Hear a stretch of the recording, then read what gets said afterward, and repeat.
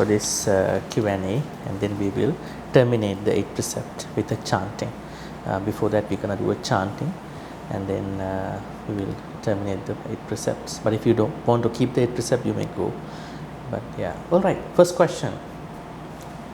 Who would be lucky enough to ask the first question? Because it is said that if someone is unwise in this life, it might be due to not asking questions from Sangha members in a previous life. So now you are taking that advantage. In the Chula Kamma Vivanga Sutta, the young man asking why some people are unwise, why some people are wise. And the Buddha say in a previous life, those unwise people now, they approach the Sangha members but never ask what is wholesome, what is unwholesome, what is a good action, what is a bad action, what is a good speech, what is a bad speech, what is a good thought, what is a bad thought. So now make the opportunity. Yes. Okay, so first. Yeah, please.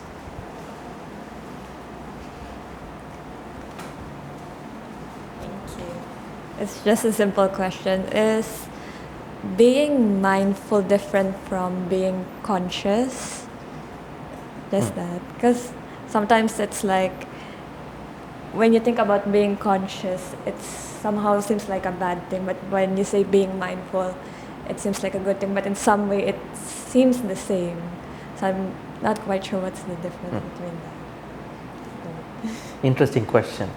Now, being conscious and being mindful, being conscientious, these are something like similarly going. Conscientious, it's pretty much with regard to the jurisprudence. Mindful, being aware. So what differentiates the Buddhist idea of sati, the mindful version, is the ethical parameter. You can be conscious without being ethical. You know what you are doing, but it might be an immoral thing. So you might be mindful, wrongly mindful. Let's say someone is planning to do a harmful activity to someone, called wrong mindfulness. Let's say a crane is waiting 2 hours to catch a fish in a lake, very mindful, right? Wrong mindfulness. A cat is trying to catch a rat for 3 hours, waiting, catch it. That is wrong. So that means the ethical parameter is the thing. So if consciousness, mindfulness, conscientiousness do not involve ethical aspect, intentional ethical aspect, then that is not Buddhist mindfulness. So, but in our life at different times we are conscious, we are mindful, but not necessarily we are ethically mindful. We are ethically conscious. So that ethical parameter has to come.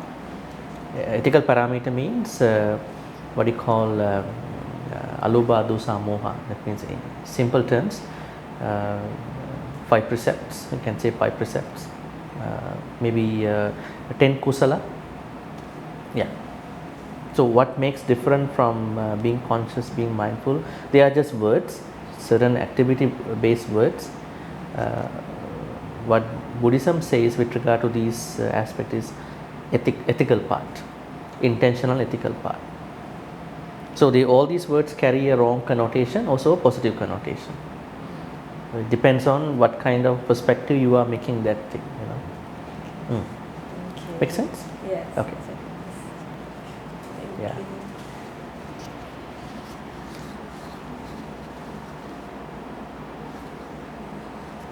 We have a problem with regard to English translations about Buddhist concepts. I'm actually working on that somehow, in some ways. Till someone asks a question again, let me explain to you. Now, most of the translations we have, English translations, early translations were done by late 18th century scholarship and early 19th century scholarship. So these were some of the officials, British officials who went to Sri Lanka, British, German officials who went to Sri Lanka, because they brought all these Ola manuscript from Sri Lanka back to England or maybe Amsterdam to do their curate activities. So we understand Sri Lanka was colonized by three people. One is the Portuguese in 1500, and then 1600 by Dutch, and then English after that in late 17th century. So normally those British officials who came to Sri Lanka, and some of them who went to Calcutta in India, Kolkata at this point, they, especially those one who came to Sri Lanka, they approached certain erudite monks at that time. Most of them did not speak English the way how officials expected them to understand. So they somehow managed to talk about Buddhist concept. So maybe they used some of the translators to give the idea to the British official. So although they brought certain books, certain Ola manuscript into England, and then they started translating. One issue is that whether they got the right understanding, right proper English words into certain Buddhist concept, Pali concept. Second is how they translated when they brought the books, Ola manuscript back to England. Both were confusing. Now when you look at their translation, especially the first society that they made to translate these books were Pali Text Society, PTAs. Most of the translations are, although academically accepted even today in a way, they are not carrying the true Pali meaning. Now say for instance dukkha was translated as suffering, right? And kamesu sammachara, the sexual activity, was translated as carnal love. And then Buddhist concept were given as a doctrine, right? So we have to understand the proper meaning through Pali. So thinking in Pali and translate in Pali into English. Not that thinking from English, catch up the Pali and then think about the hypothetical meaning of the Pali thing. So this is why we have to be very careful, extremely careful in understanding certain concepts, like especially self. Those people translated anatta, anatta, as no self. So even their people, their English readers, they were confused. Does Buddhism talk about a no self? If there is no self, who is going through the pain in the leg? Who is having the fever? Who is catching a cold? Who is studying? Then nobody can be ambitious and purposeful in Buddhism. Even today, when a Buddhist speaker goes to a university in a different country, let's say in the West, talking about entrepreneurial skills from a Buddhist perspective, students will definitely ask, how can a Buddhist become purposeful to become an entrepreneur? Because Buddhism says no self. If there is no self, who is earning money? Who is managing finances? The problem was this early Western scholarship who translated on a par with their biblical canon, and they are but we are thankful to them, at least they did it. But now we have to find out the proper meaning. There are lots of such concepts. Most of the books that we know from the West nowadays, they were written based on those English translations. So things have been more messed up. Very, very messed up. So yeah, so as you said, being conscious, being mindful, being aware, being conscientious, all these are carrying a similar connotation if you look at like the larger broad idea. But if you look at the Pali meaning, no, they carry separate ideas. That's a very interesting thing.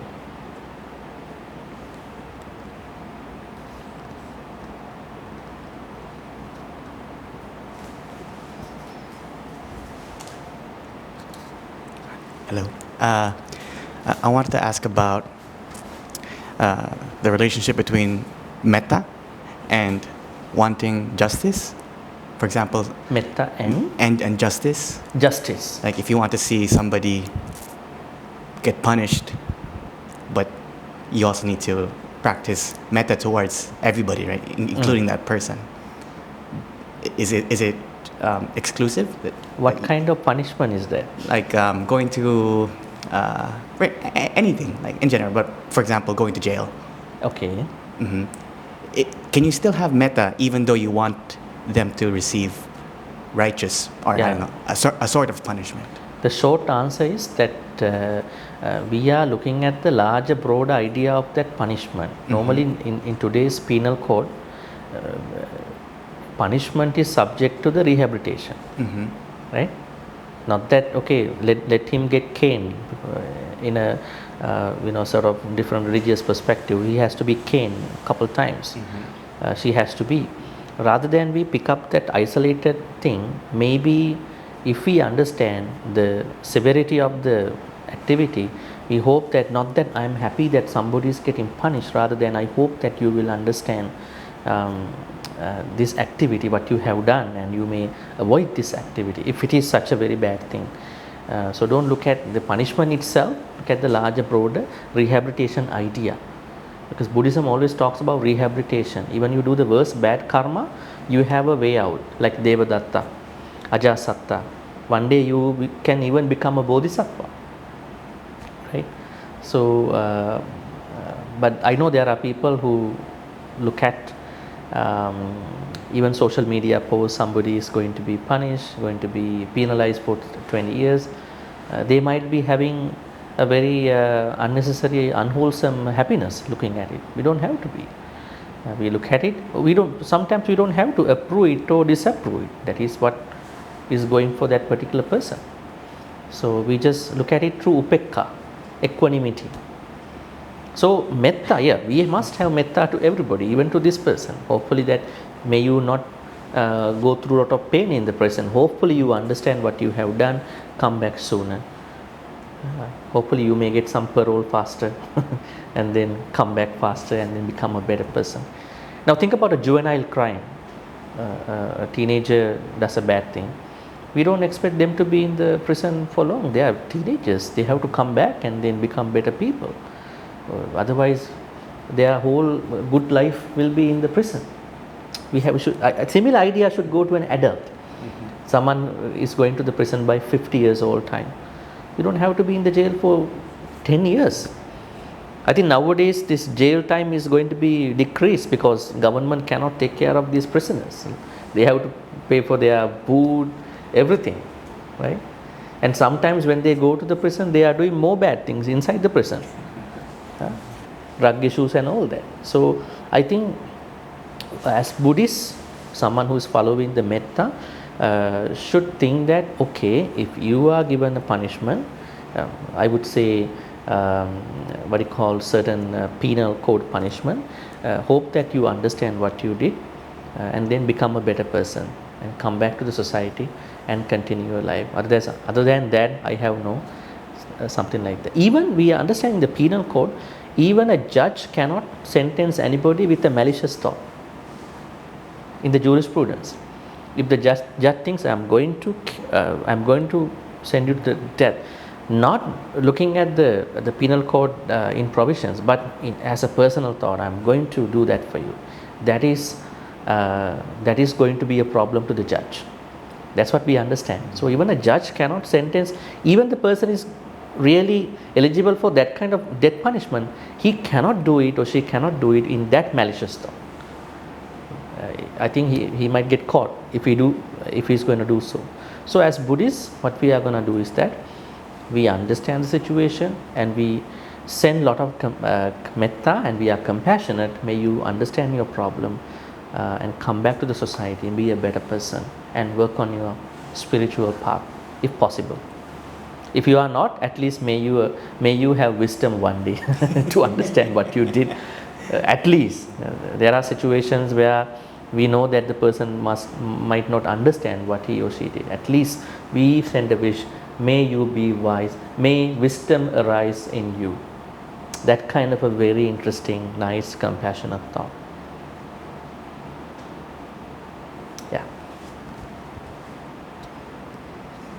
Does the concept of helping others by not helping them still align with the practice of metta? Does the helping others? Helping others by not helping them. Helping others by not? Helping them. I'm going to be very specific. If someone asks for financial help, and you are capable of extending help, but you don't want to because it's maybe their second or third time and they're just doing it out of a habit. Are you really practicing metta, thinking that you're helping them by not helping them this time around? Can you make it more specific? Is it because you don't want to give it, that person make it a habit to ask money or borrow money, I think or not paying back? I don't think it matters if the person pays back or what, but I think the point I'm trying to make is that you don't want to enable their help-seeking behavior that way, like them being too dependent on you. You're trying to help them be independent. Yes. It depends. Each case is very different from one to one. Actually, there are a lot of problems have arisen between this borrowing and paying back. Sometimes you may have seen even in this country, sometimes even the person who lended money was killed by the borrowers for whatever the reasons. Because so we have to understand the risk in that, even in other places. So yes, we don't want other people to be dependent on others, but the problem, there are people who we know that they will never get better. They will never get better even in a decimal point. Yes, I mean, you look at the welfare societies in this world. Now Canada, the country that I am a part of, is taking care of free health of everybody. So people don't think about the suffering or pain, because why to save money, because you are taken care by the government. If you go see a doctor, you are not paying anything. Let's say the doctor says, I think I have to prescribe you a MRI scan or maybe CT scan, maybe a any other scan, all free. Suppose you have a problem, everything is free. You might pay a certain amount depending on for the prescription drugs. That also will be covered by an extended insurance, right? So it's a welfare society. I mean, it's good. That's one country. But if you go to Singapore, no. Young people should not take care of elderly people's things. So you should have saved money for your future. That's a Singapore culture, right? So the idea is that different countries have different models about welfare, but when it comes to our personal practice, we have to understand how to help other people. There are people, when we keep helping them, they are also try to keep expecting the money from us. Then they, on the other hand, they are going to be dependent on you. On the other hand, you feel very troubled by their requests. So you want something to happen in a nice way. By this time you have a problem. You can't be mean to them. You think you can be mean to them with this. So I think it's better when you want to support someone, understand how far this can go. This is number one. Will this create a problem to me? Once in a while you help someone, it's okay. But if you keep giving things to other people, they might depend on you. So you want them to be independent, so you have a good intention. Yes, you have metta. But those people might think you have lots of money, why are you guys not helping us, right? So that's why you don't make them think that way. Don't make your generosity to a level other people start depending on you, right? So it's better to review this depending on the cases. So as a blanket idea, what I can say is that never let other people depend on you, especially in terms of finances, because this can lead to many problems in our life. Rather than you try to support them in a larger, broader way. Think about one person I know. He came to Canada, and then when we go to shops, electronic shops, other places, he's doing something that I notice. What is he doing? He is looking at the name tag of the salesperson, and then he's buying something, and then when he's going back home, he is doing a Google review about that particular person. Of course, good stuff.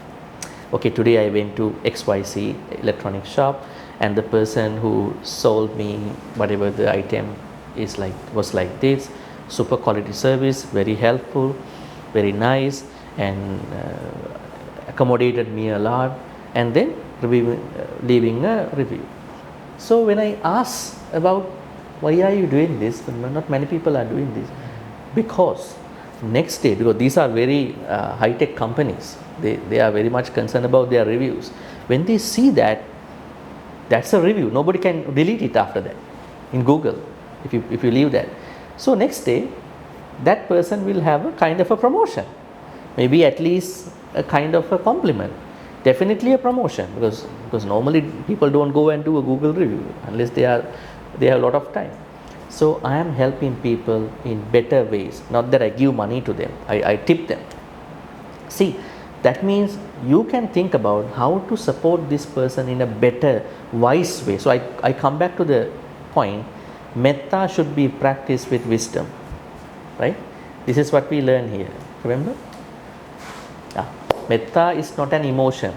Like people are trying to make us be, why are you not supporting? You have lots of money, you have 2-3 jobs, you don't give any money to us. No, I want to help you with some panya, some wisdom. So that particular person is reviewing. Definitely this will cause the salesperson to go higher. If it was a very probably upper management position, definitely he or she will be promoted, right? Nowadays reviews are very important, right? So think about what could be a better way. I mean, that is number one. If you think that this is a very bad emergency, you may support right away, but please look at the pros and cons of that particular activity. Don't take a risk. So then we are doing metta. Overall we are doing metta. Metta with wisdom.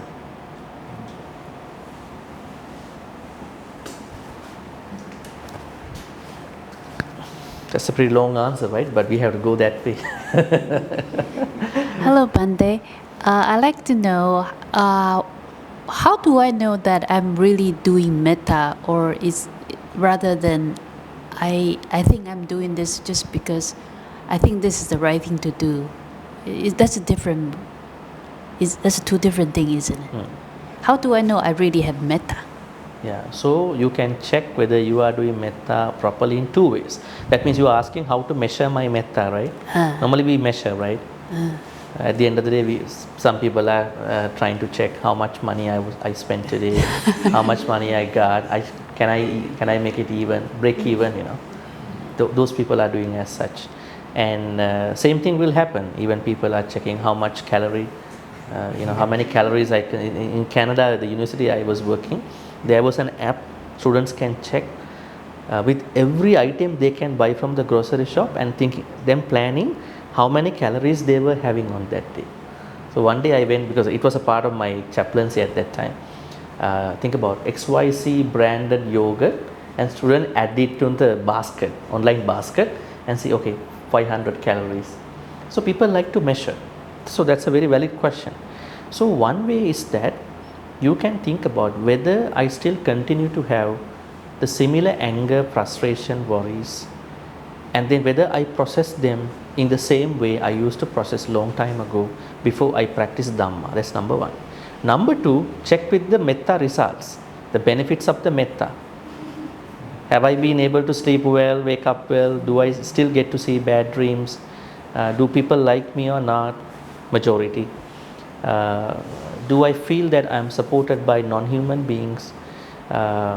So these very daily benefits, do I get them? If I don't get them, means I am not doing it in the proper way.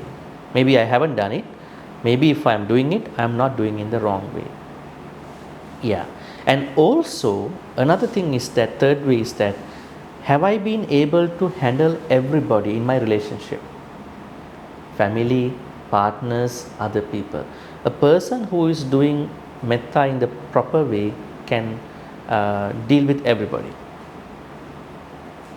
That person can say hi to anybody, bye to anybody, but know how to work with them.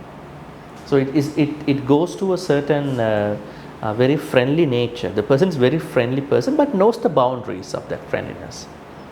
Because when you don't know the boundary of friendliness, then you will end up with their version of who you will be. You know who you are, but you can be friendly with everybody. Not many people can be friendly with other people. What are they saying? My attitude, I cannot get along with many people. Why? You cannot bring metta. Metta is part, on one side, a meditation, and in the bigger sense, it is the attitude. An attitude that I can accept everybody in this whole world. It doesn't mean I accept what they do, I condone what they do. It doesn't matter. I accept everybody as a person, as a sentient being. I don't have to approve or disapprove what they are doing there. That is their version. Because for me, I acknowledge, accept everybody as sentient beings. So if you think you are not yet over there, that means your metta practice still has to go a long way. That is how we do a self-check-in about it. Okay, thank you, Bhante. Another question. This morning, you showed us the sutra. It says that we should have like unconditional metta, like the mother with her only child. So what can you give us more insight on how to develop this unconditional metta? Okay, now the sutta is very famous sutta, Metta Sutta. I think you all may have read this sutta. In that sutta, there is a certain stanza coming up. Mata yata niyang puttang ayusa eka putta manurakke. They can go. It is not given here.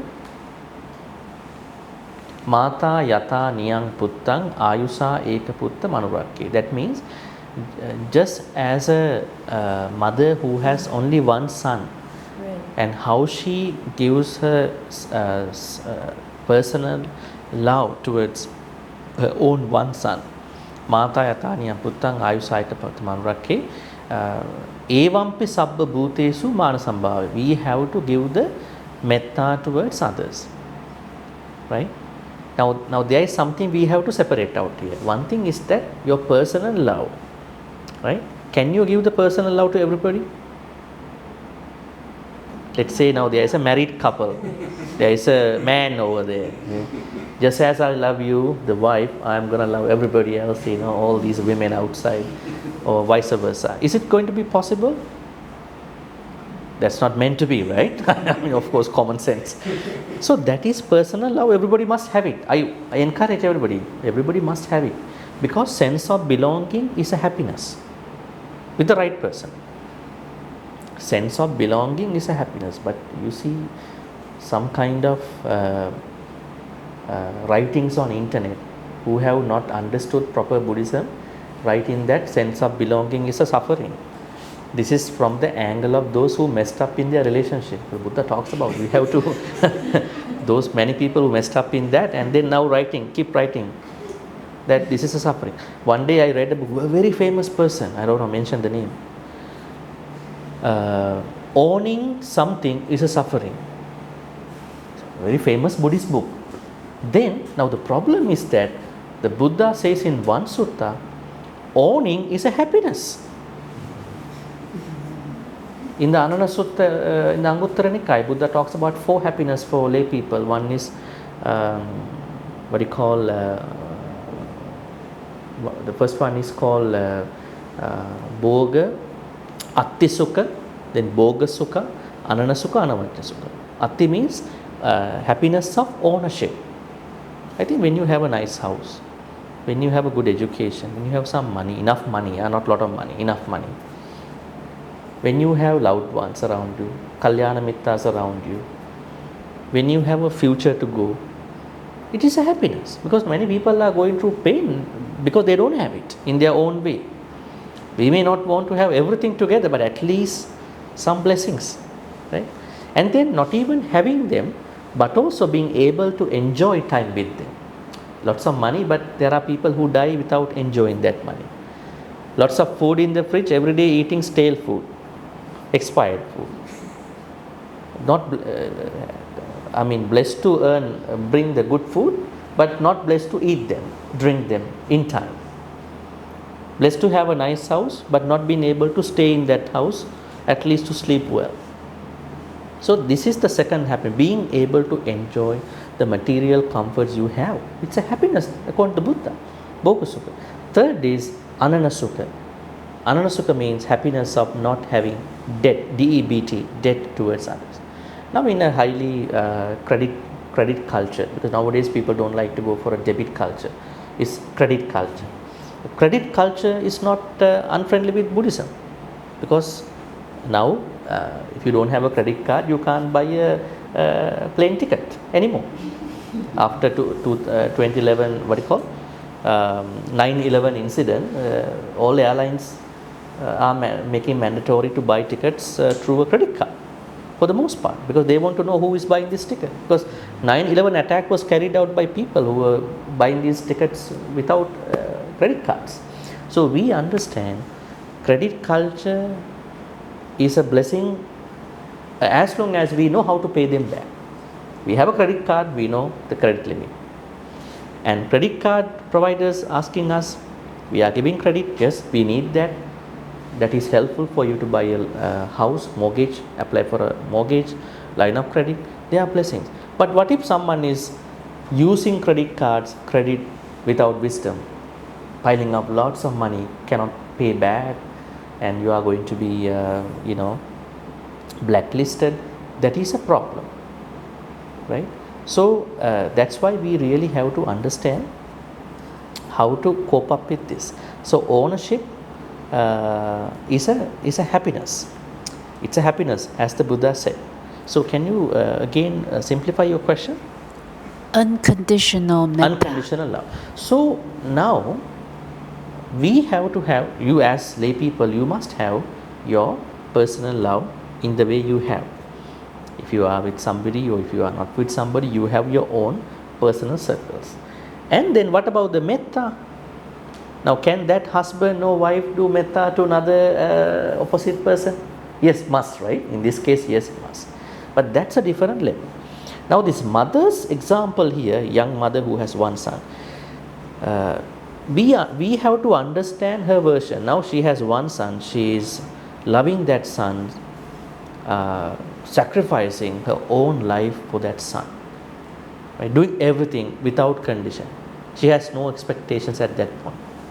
So we only take that unconditional part in that relationship into our metta, because when people start practicing metta, most people are practicing it with conditions. Just like you were asking how to measure out. I don't know whether how you make it. Most people practice metta with conditions. For the person who they don't like, no metta for them. No. I mean, so that's why we learn from that young mother who has one son, her unconditional aspect that she has in her personal love relationship to her son must be incorporated. That only that unconditional part into my metta practice. So that means I have to include everybody into my metta. Everyone, we cannot exclude anybody in our metta practice. So you may have certain dislikes about some other people, yes, disagreements, dislikes in your own version, but you cannot hate anybody. You cannot create anger for anybody. So that is a way how to understand that particular example. Yes. So I think I understand that part. But during the metta practice, and we say, well, including all the living beings. Okay. But I guess, is that just like a knowledge? I think I know I need to do that, but it's not there yet. So that unconditional metta is still not yet developed, isn't it? It's a transformation. It's not the knowledge itself. I think you know this even before we do the retreat, right? Mm-hmm. You know that we have to bring metta to everybody. But it's not just a knowledge itself. It's a transformation. We have to transform our attitudes, our thoughts. Knowledge is something we are gathering into our brain. It might be there, right? Now even you ask a criminal, why did you do that? Yes, I know it was wrong. That ethical thing is still in the brain, but he did something else. right? It's like that somebody is giving you a signal, I am going to turn to the right side on the highway, but he is going to turn to the left side. Why? What are you doing? Huh? You're going to make an accident on the... No, I was confused, right? So in the same way, they know, a lot of people know as a knowledge, but that knowledge has not materialized into the transformation. How to materialize? You are grateful, you want to let it happen, let that transformation happen by changing your behavior, your thoughts, your words and everything. Then only all these things are happening. So it's like the difference between head Dhamma and heart Dhamma, head and heart. So yeah.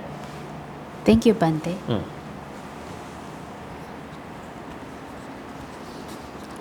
Actually, it's along the lines of her questions. It's more of, but this one is on the transition phase, because now we know the knowledge, the basics, what we should be doing.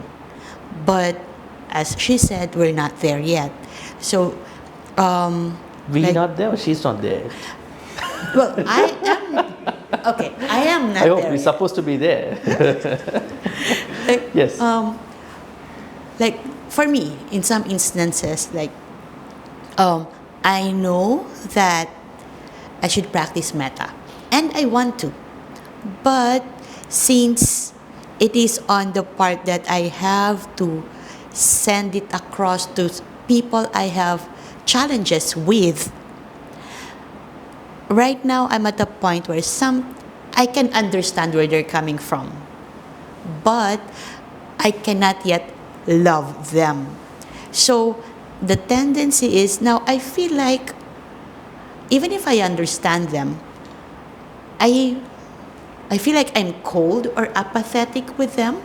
So how is there any skillful way or practical way on going over that stage where I already know and I acknowledge that I am quite aloof with them. So how do I transform it into like accepting it? Not just acknowledging, but this time accepting. And at the same time, like for example, among friends, like political scenario. So before they know me as a very opinionated person with I believe this, and I would go on debate with them. But now that and I'm practicing metta, I'm trying to like live in the middle way, like understanding both sides, and as much as possible practice equanimity and not taking sides anymore, but accepting both and understanding both. But now friends would say I'm now becoming like, oh, you're lukewarm, or you're on the safe side, you are not having your position anymore.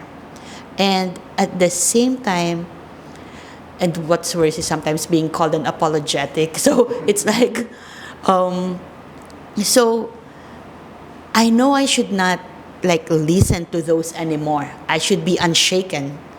But me being not on that level yet, what are the best ways to like grow into it? Okay. Question number one is about how to love those people you feel you are not. Actually, here you have to separate out love and metta are two different things. You may not be able to love them, but you can still metta. To do the metta, you don't have to accept or reject anybody. It's metta, right? It is going beyond accepting and rejecting. So I think there is no harm, because you can't love everybody, but you should metta everybody. Love is a personal thing, like this young mother who she can't do the same thing for another kid, right? She will do it in a different form, right? So I think that's the answer. So there's no problem there for you to feel. I still don't feel. So now, in that case, your metta will depend on whether you can accept them or not. Right? That's a problem. That means you have conditions for that. So what if they are not changing their behaviors? You will ever hate them. You will ever not love them. Right? So that means our metta should not be subject to other people's different behaviors. It is metta. But I keep my safety when I work with them. I am safe. So I do the metta. I don't know what kind of people are you talking in that. If they are personal family people, that's a different case. Love is a personal thing. And then here, metta is a different thing. So metta should be for everybody anytime, 24/7, 365 or whatever, no conditions for that. So I think that is the answer. So it's not something that you have to expect changes in their behavior. It will happen, it might not happen. So our metta should not be subject to people's good behavior. Right? The person who is sentenced to death tonight, should give us motivation for us to practice metta. Right? That is our way. Second question you were asking, you were not taking sides, but you had your own position before, politically speaking, or something like that. But my answer, the normal people, they would like to take sides. But if you think you are becoming wiser, you understand the problems of the both aspects. Perhaps when they are questioning you, what is your position? You should have a position. You can say, I have transcended both your guys' views and I have come to a very important view that is revolutionizing. I don't want to share with you. Let the world be changed, I'll tell you. So don't think that I am apathetic, I am lukewarm. I have my own position. That is coming from right view, sammaditi. So don't think that I have nothing. I don't believe in anything. Right? I have my own version, but it is transcending both your guys' marginalized versions of politics, world, social view, personal view. So you have to tell like that. So they will understand, you have one, right? But that goes beyond us. Yes. So because you have to keep up with your friends too, right? You can't just be spiritual with them. I'm a Buddhist, I have to be in the middle path. Oh, so you want half of us, half of them, right? It's not like this. I have something much, much beyond. I'm not a leftist, I'm not a right-wing person. I have something much, much better than this. I have a very holistic idea about the politics and how to develop a country. How to see the well-being of all these beings anywhere in the world, even with regard to the local politics and global politics. Yeah, that is how. Now this is a problem some people are having in today's world because of the tariff and all that. They are very much concerned what will happen to me. I always say think that this shall pass one day. Ola anicca. Don't worry. Because, yeah. So that is how you can address this issue. But I like actually you made that transition. Not taking sides and went to a upekka level of, position in your life. Forget about the political people. Think about your life.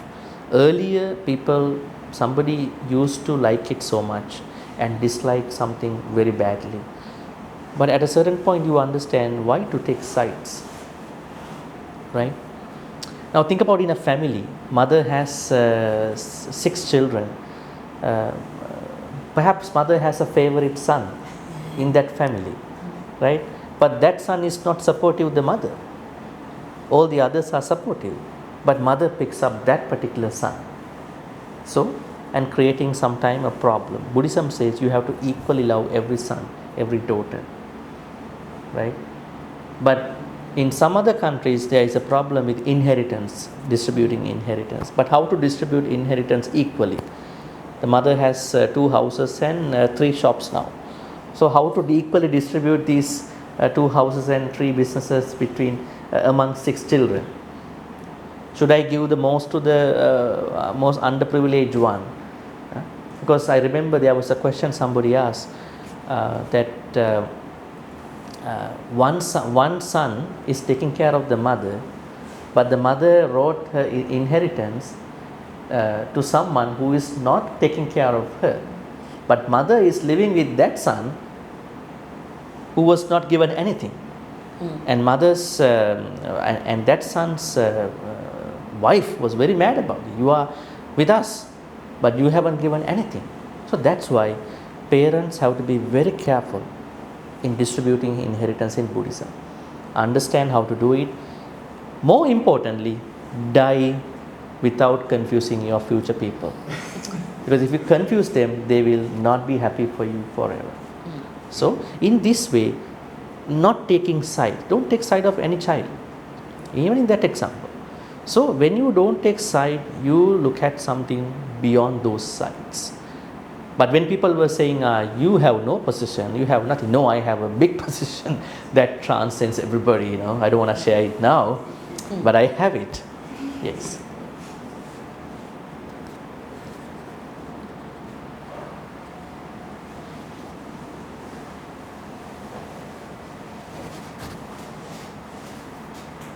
Right. What are the questions? We have time. We have 15 minutes of time. Yeah.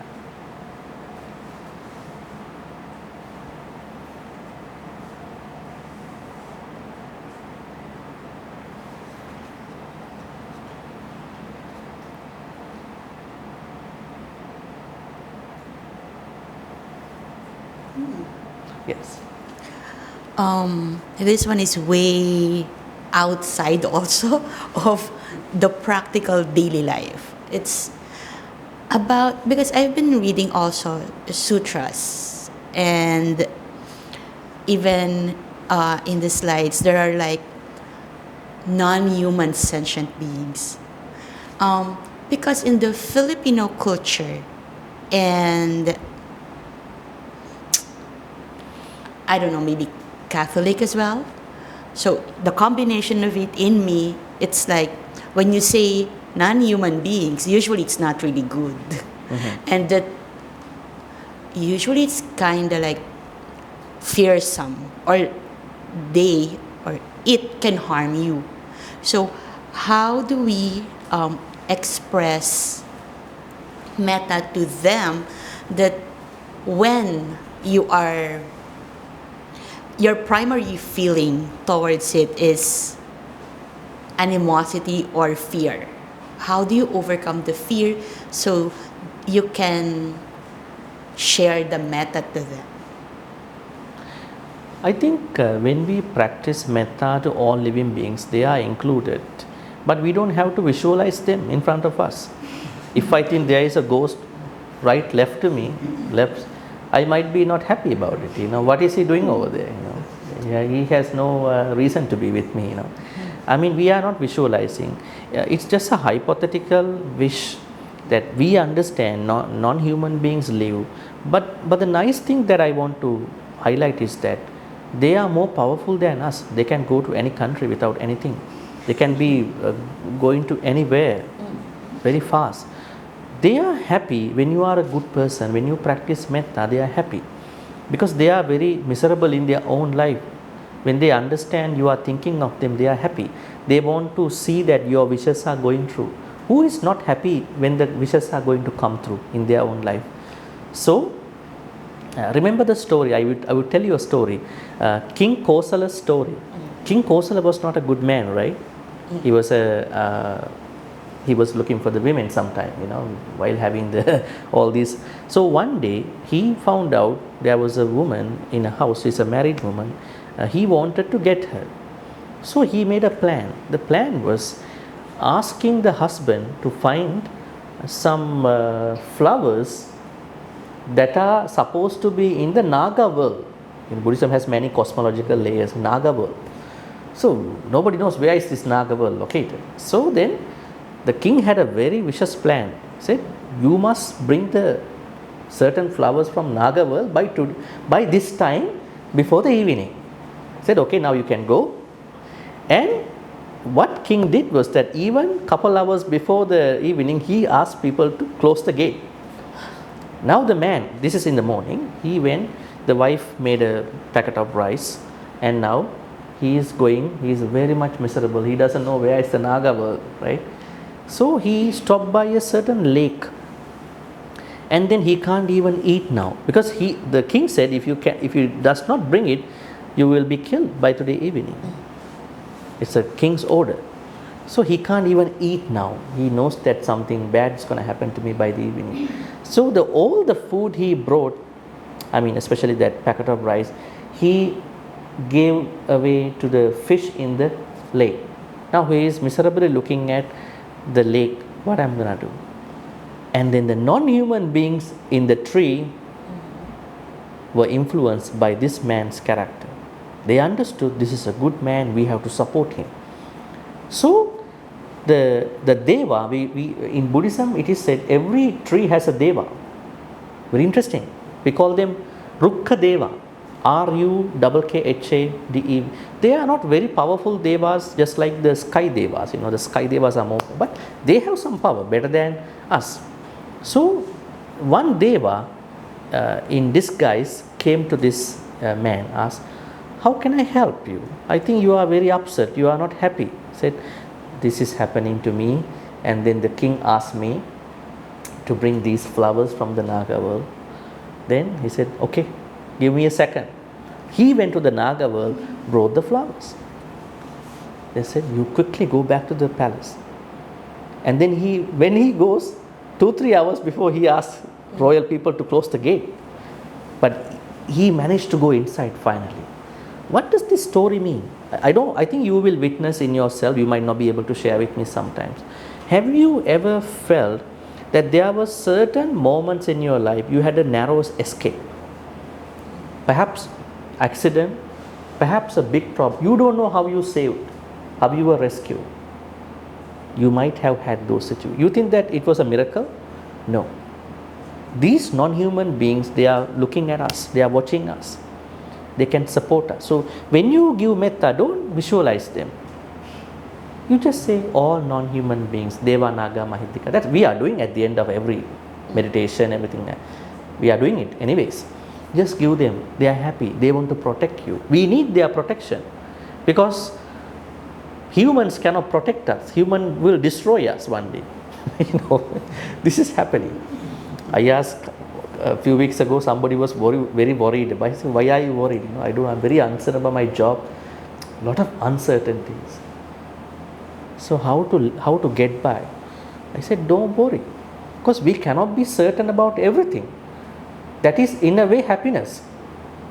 The person asked me how to do it. You think about tomorrow, million aliens come out of their places and then take over the whole earth. What will happen? Oh, yeah. Yeah, that's an uncertainty too, right? So think about it.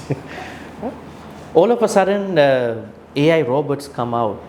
AI robots, soldiers with guns and killing many people in the world, right? They were fed by the humans to go and kill, right? Answer. So you don't have to worry about these things. Just do your work. Don't think too much. I think we are overthinking. This is what is happening to many people. So definitely sending metta to non-human beings give us lots of support, protection. A lot of people I know, they have their own experiences. Don't expect a lot, but do it. It is really helpful. It can help us. So that man, especially the non-human beings are very compassionate. They were looking at this bad king is going to kill him by today evening. We have to go support him. It's like the difference between a shark and a dolphin in the ocean, Dolphins might be very supportive to everybody, want to help out, navigate, but shark might be the opposite. So good and bad people live in the same place. So we understand. We need that support, right? That's how we have to do it. We have to practice metta to everybody.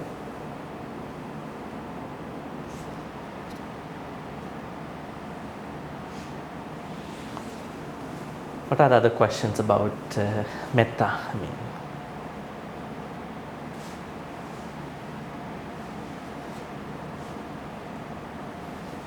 We can have 1 or 2 questions and then we can wrap this up. Yeah, please.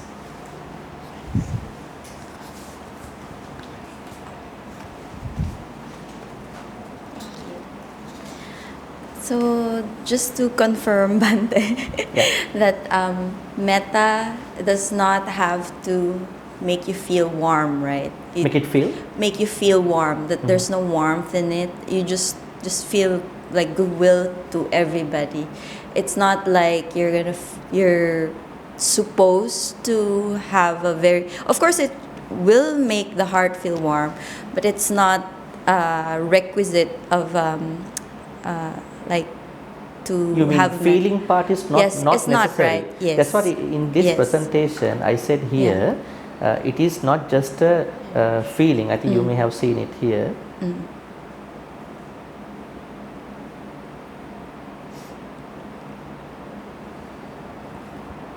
Yeah, did I say that? It's not Metta there. is not an emotion. And also here I said Metta is not just a feeling, so you don't have to do it with an expectation. This will give me a good feeling, because don't trust feelings. Feelings can come and go. Right. So Metta is a wise thought that we have to do, no matter whether we are having good feeling or not. Sometimes we don't approve what the other person did, but still we have to do it. It's good, because as you said. Now, the way how you've been doing before was that you are expecting to give good metta until when they change their behavior. But this is going to be very difficult. It might happen, it might not happen. So whether you change your behavior or not, I have metta, but I don't feel love for you. That's a different thing. It's a personal thing. I can't feel it because you are not changing that for me. That's a personal thing, right? So there are two things, but metta has to go. That personal thing is a different thing. So then, Bhante, a follow-up question to that would be, say, we don't need to feel that warmth. We don't We have might to feel, we might not feel. We might that is not, very, but it's not. that is not sure. Yes. We might not, but it is not necessary to Right. see it from a feeling perspective. Right. It is how we have to have the attitude towards me and everybody else. Right. So then, once we try to practice metta, it's not necessary for us to also like do a lot of things for the other people that would require us to interact with them, especially if they are too that they have like attitude that is not very healthy towards others. So Can you give me an example?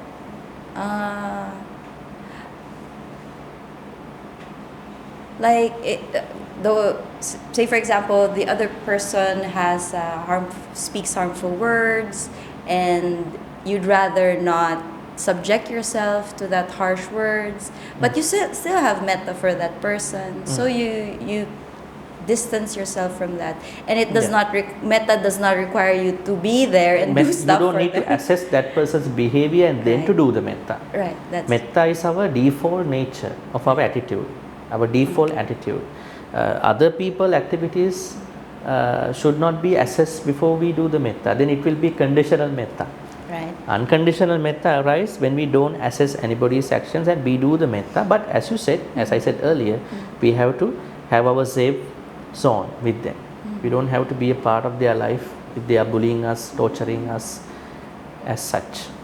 Right. Yeah, the nice thing is that when your loved ones are really nice, you can do the both for them.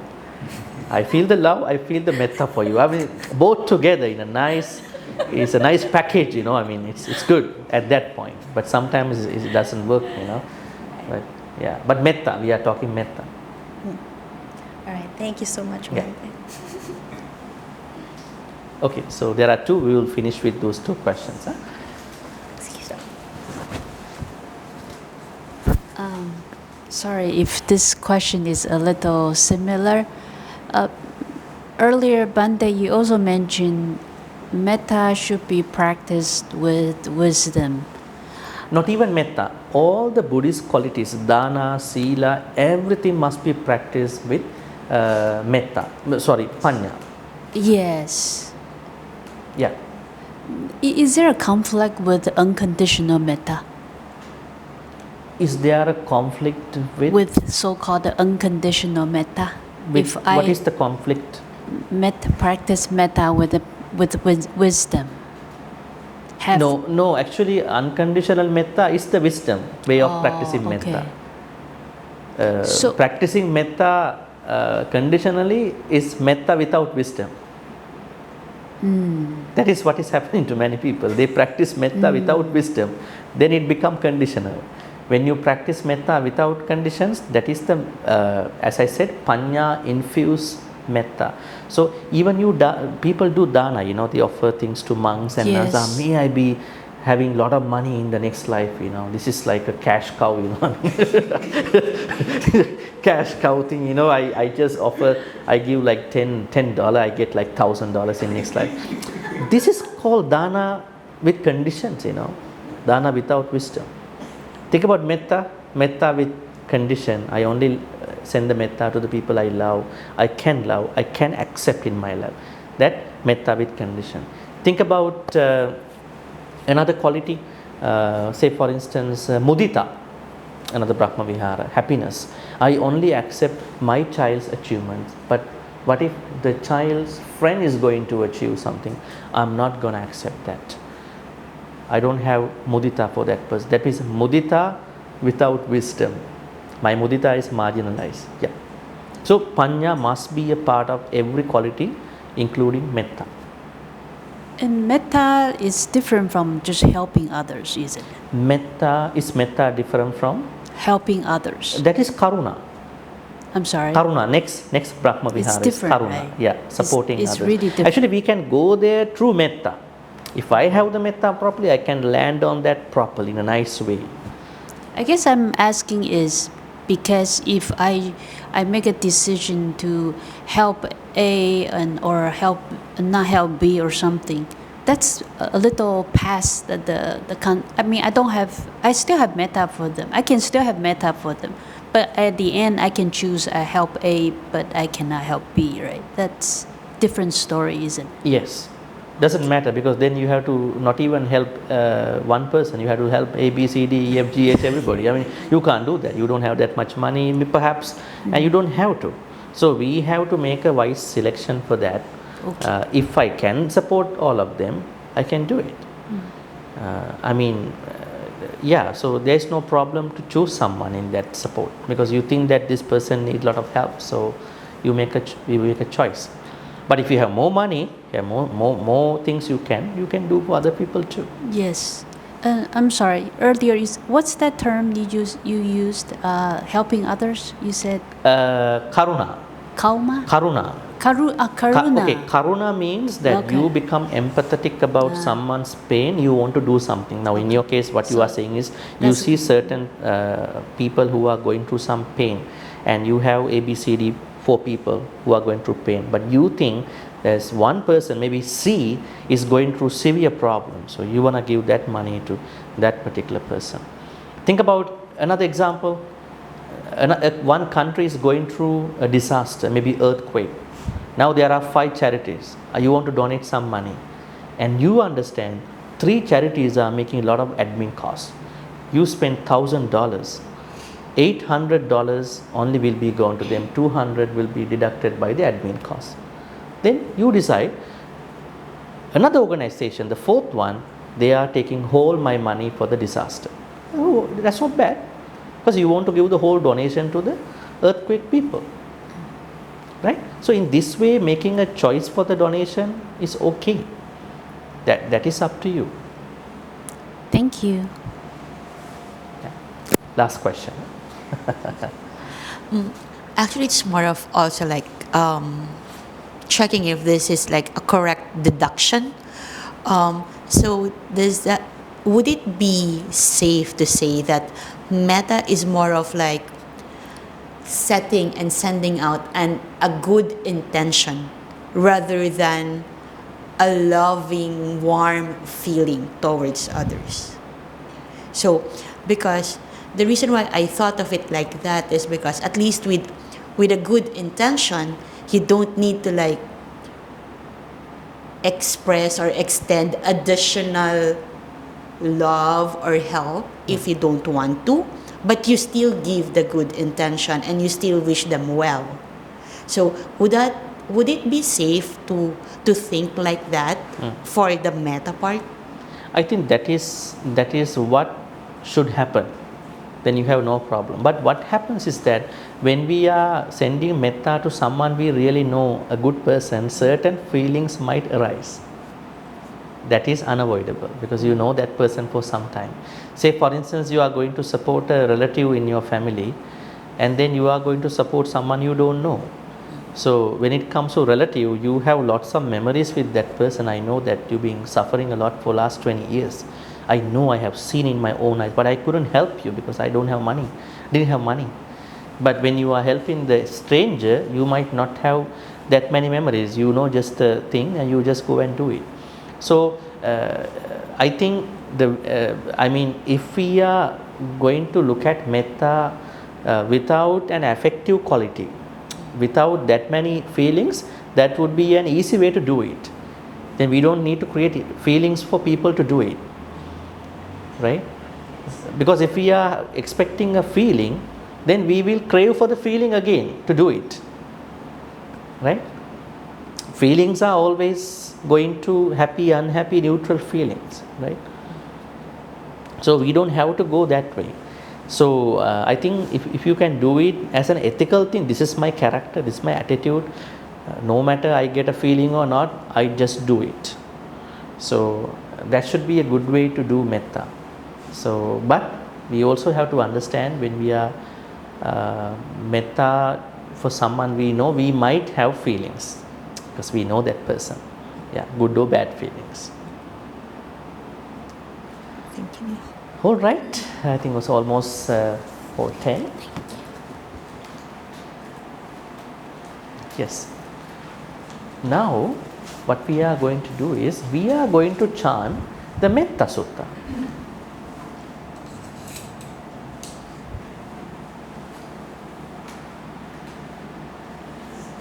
Okay, Metta Sutta. So this is the sutta that talks about this loving kindness, the whole thing. Maybe you can read about it. Perhaps, Terry, we can send all the links to them because I was not able to talk about all these information. See, all this very interesting information. So I have blog post about Metta for 5 target groups, which we did today, how to do it. Metta, in one sutta, Buddha said, Metta should be your car, your van, your bus, your flight. Because why is it? Wherever you go with that one, you think, I am carrying metta. So that's why it said, metta is a yani katai, yani, right? So challenges to the metta. So you may read these information that we have in the blog. Also another one, 15 skillful habits. Because in the Metta Sutta, Buddha talks about 15 skillful habits. You must have these habits to do the metta. Without these habits, you will again go back to hatred. What are they?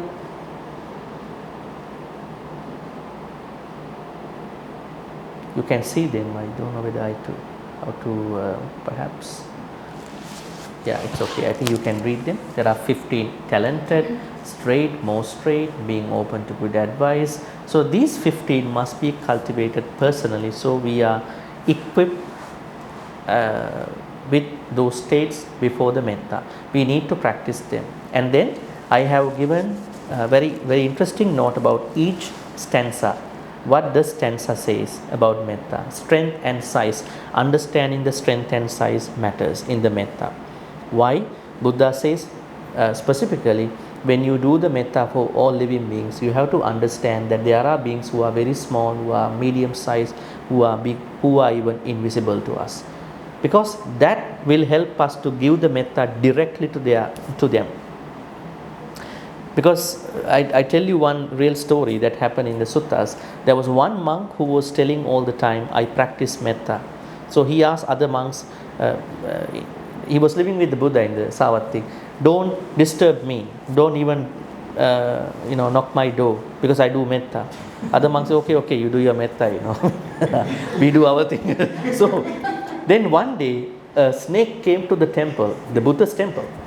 So now the monks were a little worried because this monk is not coming out, right? So they are not with him. So they knocked the door. He was not happy. He said, we don't want to disturb you, but just want to tell you, there is a snake outside. We try to catch him, but we don't know where he went. So just be mindful. And then they went for the dana. Then after dana, they found out he was lying on the ground. They understood the snake bitten him and he passed away. So they immediately informed the Buddha. That monk who was always saying, practicing metta, was bitten by a snake. That snake we couldn't catch. So he passed away. How did he have to die? He was practicing a lot of metta, morning to evening he's practicing metta in his room. How did the snake? The Buddha said, yes, he did practice metta, but he did not specifically practice metta to 4 types of reptiles. That means metta should be compartmentalized depending on the animals surrounding our area. Then the Buddha said there are 4 reptiles: Virupakka, Chabbyaputta, Erapata, Kanna, Gautamaka. If you are not specifically thinking the certain animals in your area, the Buddha said they might not feel your metta. If you are living in Thailand, you must include elephants in your metta. If you are living in a certain area, you might include them. Not to demonize them. They are there. I want to give metta to you. So Buddha said from that time onwards, when you practice metta, you need to understand strength, size, those specifications of animals in your area. And second, other manifestation. There are some other beings who are near us, who are far away from us now, who dead already, who are going to take another life. So there are many things that you can see. I think Terry will send you these 2 links. So understand metta from this larger, broader perspective. It is not that you sit down and do some prayers like mantra, metta mantra, may I be well, happy, peaceful. Yes, we do it, but in that metta we have to include all of them. Okay. So now we are going to chant this Metta Sutta, and then I am going to give you the 5 precepts back, and then we are going to share the good karmas at the end. Okay, so we will do now. Sadhu, sadhu, sadhu. I think, okay, I can do something like this. Hopefully you can see it. Yeah. Namo tassa bhagavatu arahatu samma sambuddhassa. Namo tassa bhagavatu arahatu samma sambuddhassa. Namo tassa bhagavatu samma sambuddhassa. Metta Sutta. Karaniya matta kusalena yang tang santang padang abhisamicca. Sakku ujuca sujuca suvacu cassa mudu anatimani santussakoca subaruca appakiccoca sallahuka butti santindriyoca nipakoca appagambu kulesu ananugiddu nacakuddang samacari kinciyena vinyu pare upavadeyung Sukino va kemino hontu sabbe satta ye kecipana bhutatti tasava tavarava anavasesa digha ye mahantava majjima rassa kanukatula dittha eva andittha ye chadure Bhutava sambhavesiva sabbe satta bhavantu sukhitatta naparo paranni kumbeta nati manneta katta chinankanchi vyarosana patiga sanya nanya manyassa dukkha micceya mata yata ayusa eka putta manurakhe Evampi sabba bhutesu manasang bhavaye aparimanang mettanca sabba lokasming manasang bhavaye Uddang adocha tiriyancha asangbadan averang asapattang tittang charang nisinnova sayanova yavatassa vigata middu etang sating brahmametang viharang idamahu dittencha anupagamma silava dassanena sangpanno kamesu vineyya gedang nahi jatu gabbaseyang punareti tena sacca vajjena dukkha vupa samintute etena sacca vajjena bhayavupa samintute etena sacca vajjena rogavupa samintute. Now I am going to give you the 5 precepts, so please say Namo Tassa 3 times. So take 5 precepts. Namo Tassa Bhagavato. Please recite together. Yes.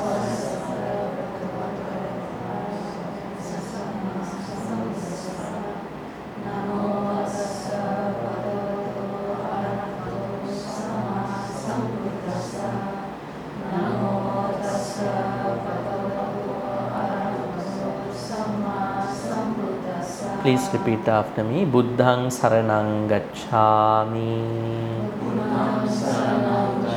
Dhammang saranang gacchami.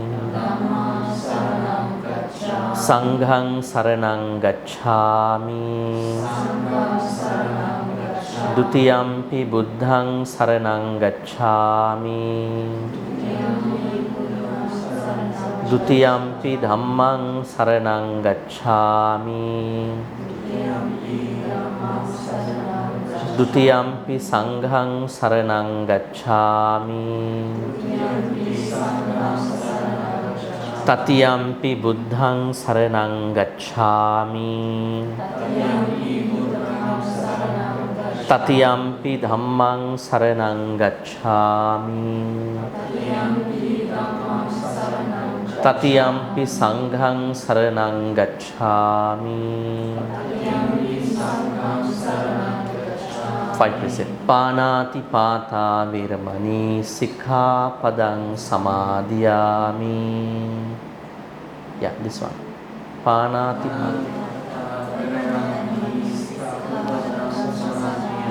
Adinna dana viramani sikha padang samadhiyami.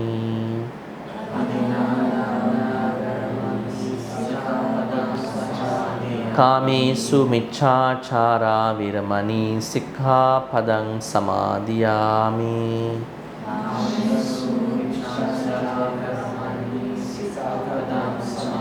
Musāvādā viramani sikha padang samadhiyami.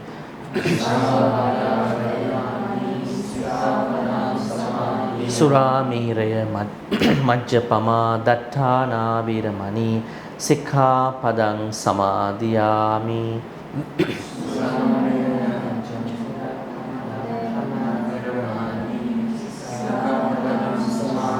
Sadhu, sadhu, sadhu. Now we have come down to the transference of merits at this point. Let's reflect all the good karmas we've been doing today. This retreat was suggested and asked by Terry, I think almost month and a half, probably, probably in March, I think.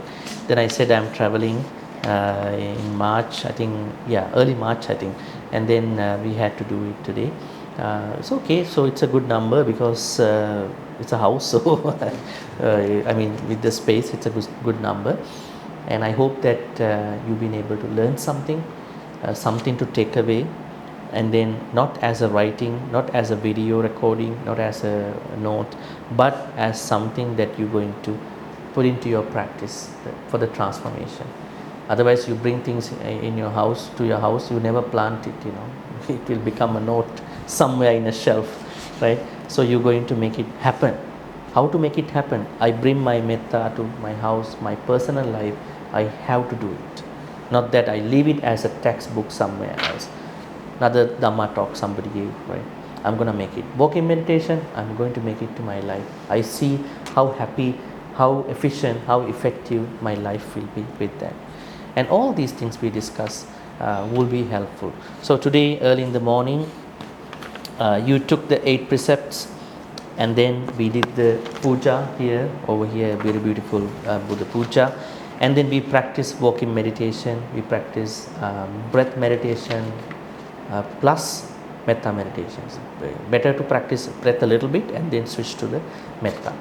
And then we had a mindful dana offering. They were all very well organized by Terry, and then Daly, and then everybody, even Alan, and then Issa, and everybody. So you all gathered. I think all these activities are nicely shared by, even you are a small group, but what you do is appropriate for a big group,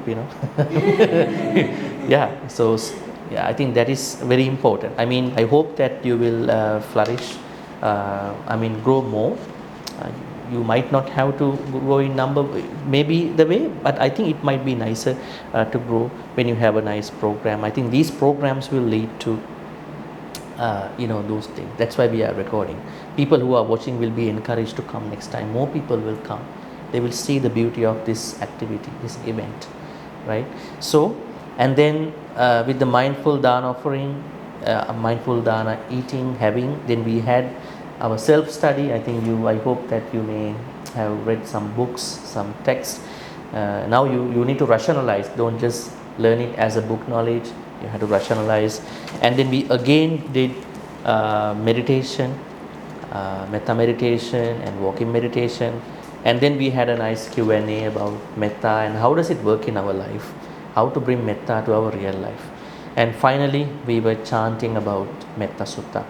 And we did all that. Now, let's reflect upon all these good karmas and then transfer good karmas to departed loved ones first. I hope that some of your loved ones might not be anymore with you. So may all the good karmas we be making today be transferred to all the deceased loved ones who supported you, who nurtured you in this life and previous lives. May they be well and happy. May they attain the supreme bliss of Nibbana. Sadhu, sadhu, sadhu. Then we are going to transfer good karmas by saying these words. Idammi ñāti naṁ hotu sukhita huntu ñātayo. Idammi ñāti naṁ hotu sukhita huntu ñātayo. Idammi ñāti naṁ hotu sukhita huntu ñātayo. Now we are going to give the good karmas to the Deva Naga. This is the metta to non-human beings. We don't have to visualize them.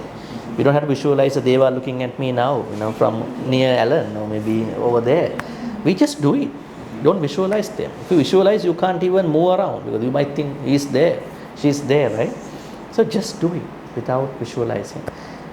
May all the good karmas be shared by all Devanaga Mahida. We are not selfish for our good karma. We would happy to share all the good karma. That is the good karma. That is the way. So the more we share, more good karma will be created. It's like a fountain, right? So may all these good karmas be shared by all Devanaga Mahidika. May Devanaga Mahidika protect all of you. Terry, Daly, Alan, Issa, everybody. All these people who have come here, who couldn't come here, and everyone, this is metta for them too. So may all they be protected by Devanaga Mahidika for good health, happiness, and then all the blessings in your life, in their life. May Devanaga Mahidika also be well and happy and finally attain the supreme bliss of Nibbana. Sadhu, sadhu, sadhu. Now we are going to recite the verses. Ettavatacha amhehi sambatang punya sampadang sabbe deva anumodantu sabba sampatti siddhya. Ettavatacha ammehi sambatang punya sampadang sabbe bhuta anumodantu sabba sampatti siddhya. Ettavatacha ammehi sambatang punya sampadang sabbe satta anumodantu sabba sampatti siddhya Akasattha ca bhummattha devānāgā mahiddhikā puññantang anumoditva chirang rakkhantu sāsanang Akasattha ca bhummattha devānāgā mahiddhikā puññantang chirang rakkhantu desanang Akasattha ca bhummattha devānāgā mahiddhikā puññantang anumoditva chirang rakkhantu mang parang chirang rakkhantu tvang sadati. Finally, Dhamma wish. We have a Dhamma wish. Our only Dhamma wish is, may we be able to be surrounded with Kalyāṇa Mittas. Of course, we have come to the right place to do that, Kalyāṇa Mitta Meditation Centre. We must find Kalyāṇa Mittas here, right? And also in other places.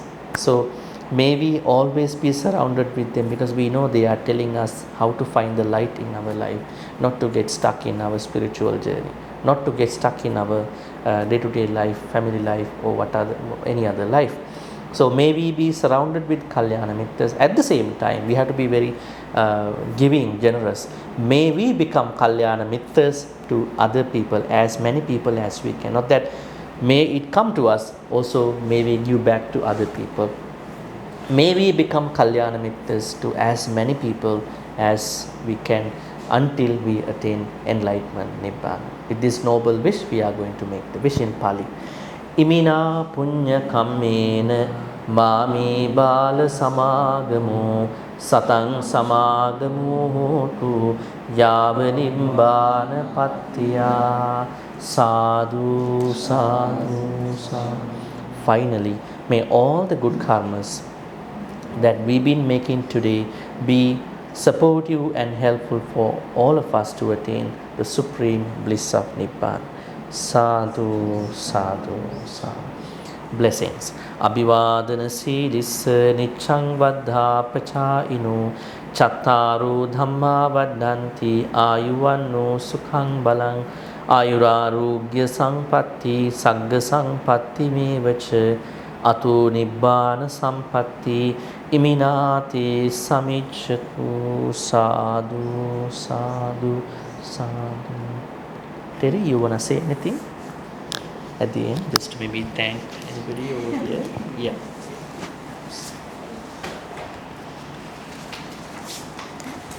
I think first thing we would like to thank is you, Bhante. So we would like to thank you for always being so supportive and for always very willing to share everything that you have. Like Bhante was sharing to me earlier that he was fortunate enough to learn from the great masters in Sri Lanka, and the current generation now is not able to learn from them because they've passed away.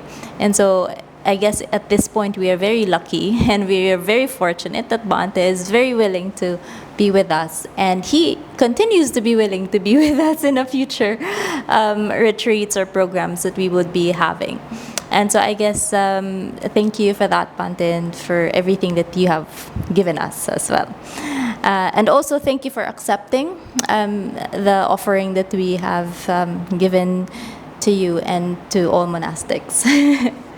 Thank you, everyone, and we hope that we can become Kalyana Mittas with each other, and we know we're quite far, and so thank you that you have come here, and perhaps you would have to leave very early also from where you've come from. And so we hope that you will be able to travel home safely as well. And until the next time, we can, share online, or we can chat in the Viber group that we have created, and then we will try to bring others there, even maybe the previous Ovada participants. And so we can continue to learn from each other. And perhaps you can see what programs you have weekly. This would be a good place to, okay. share. I'm also not aware about it. All right, thank you. Okay, thank you, Bhante, for giving us the chance to share. On weekends, we have practice sessions. So we, in the morning, we do Kaya Gata Sati through yoga poses. But of course, our foundation is mindfulness immersed in the body. And then after that, we follow with Anapanasati, breath meditation, on Saturdays. Online or in person? In person. Yeah. So people Right can here. come here, yes. And the breath meditation is also conducted both on site and online on Saturdays. And from time to time, on Sundays, we would also try to, depending on our schedules, and we would open the space for on-site. It's the same thing. In the morning is Kaya Gata Sati, and then after that, it's going to be Metta meditation. So we also do Metta meditation. Saturday, we have an ongoing online Metta meditation at 8 p.m.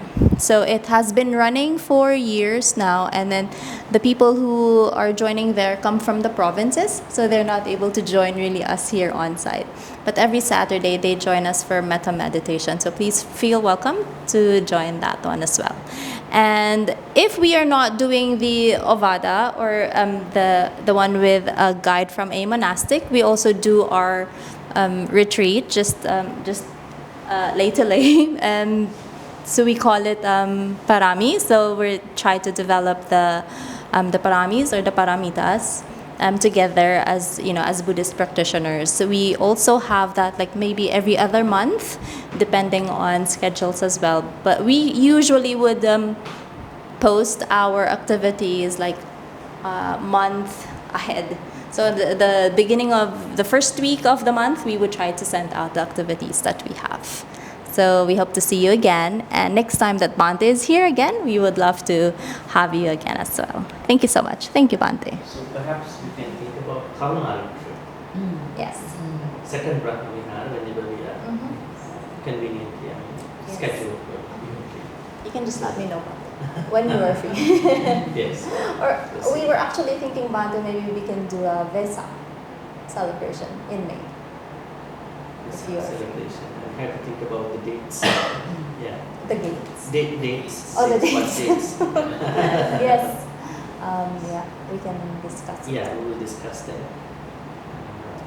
Maybe later when we are sending you home. Discuss. Okay. Yeah. So you plan to have a celebration here? Well, not really a celebration, but maybe just to gather some Buddhist practitioners and see what we can do Okay. for Vesak. Yeah. Okay, so then you can bow to the Sangha now, and after that I will go upstairs and just give me 1 or 2 minutes. I will bring the blessed springs if you like. I can chant. Yes, Bhante.